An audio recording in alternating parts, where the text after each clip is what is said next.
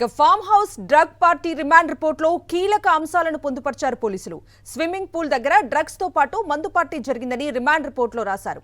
Farm house లోకి వెళ్లగానే మొదటగా బుల్లెట్ సౌండ్ వినపడింది.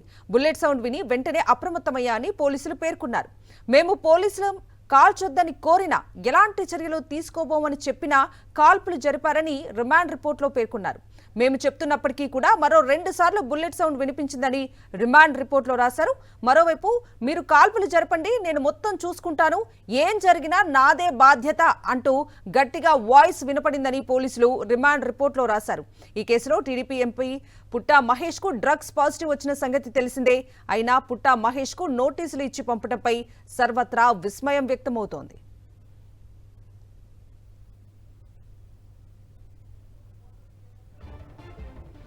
ఫామ్ హౌస్ సెర్చ్ చేసేందుకు అప్పటికే తాము వారెంట్ తీసుకున్నట్లుగా పోలీసులు రిమాండ్ రిపోర్ట్లో రాశారు. ఫామ్ హౌస్ లోకి ఎంటర్ కాగానే వెంటనే సెర్చ్ వారెంట్లను రోహిత్ రెడ్డికి ఇచ్చామన్నారు. బాత్రూమ్ దగ్గర ఉన్న నమిత్ శర్మ చేతిలో తుపాకీని స్వాధీనం చేసుకున్నట్లు పోలీసులు రిమాండ్ రిపోర్ట్లో పేర్కొన్నారు.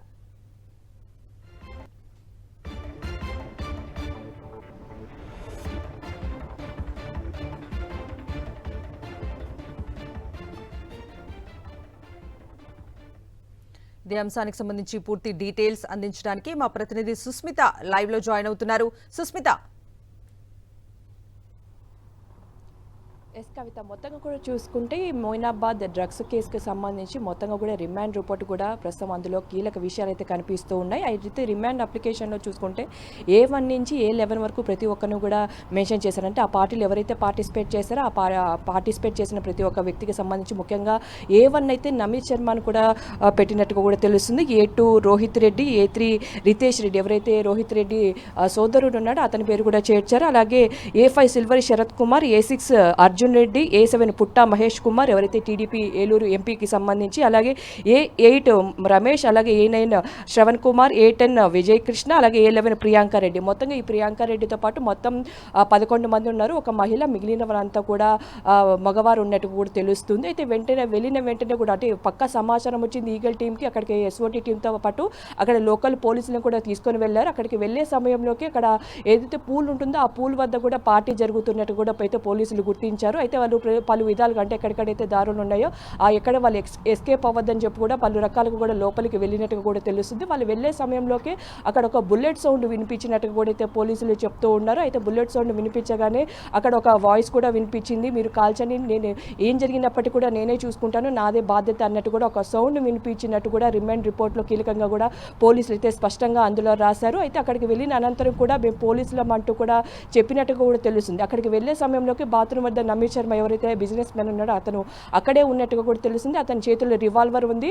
ఆ రివాల్వర్ను కూడా పోలీసులు స్వాధీనం చేసుకున్నారు, అతన్ని అరెస్ట్ చేశారు. అలాగే పక్కన ఒక వ్యక్తి దగ్గర కూడా ఆ బుల్లెట్స్ ఏవైతే షెల్స్ యూజ్ చేసినవి ఉన్నాయో అవి కూడా ఉన్నట్టు కూడా తెలిసింది, అతన్ని అరెస్ట్ చేశారు. అయితే పూర్తిగా కూడా ఎవరైతే రోహిత్ రెడ్డి ఈ పార్టీ ఆర్గనైజ్ చేసినట్టు కూడా తెలుస్తుంది. పూర్తిగా కూడా మందులో కొకైన్ కలుపుకొని తాగుతున్నట్టు కూడా చెప్తూ ఉన్నారు. మొదట అందరినీ అరెస్ట్ చేసినప్పటికీ కూడా ఎటువంటి ఇన్ఫర్మేషన్ రాలేదని కూడా తెలుస్తుంది. తర్వాత రెండోసారి పూర్తిగా ఈ విచారణ చేసిన సమయంలో ఎవరైతే రోహిత్ రెడ్డి డ్రైవర్ ఉంటున్నారో అతను పూర్తిగా కూడా విషయాలు చెప్పినట్టు కూడా తెలుస్తుంది. సిమ్లాకి వెళ్ళినప్పుడు అక్కడ ఒక గుర్తు తెలియని వ్యక్తి ఆ కొకైన్ తీసుకొని వచ్చినట్టు కూడా చెప్పారు. అయితే ఒక పూర్తిగా కూడా అందులో కూడా 15,000 రూపాయలు పెట్టి 15,000 ఒక్కొక్క గ్రాము కూడా కొన్నట్టు కూడా చెప్తూ ఉన్నారు.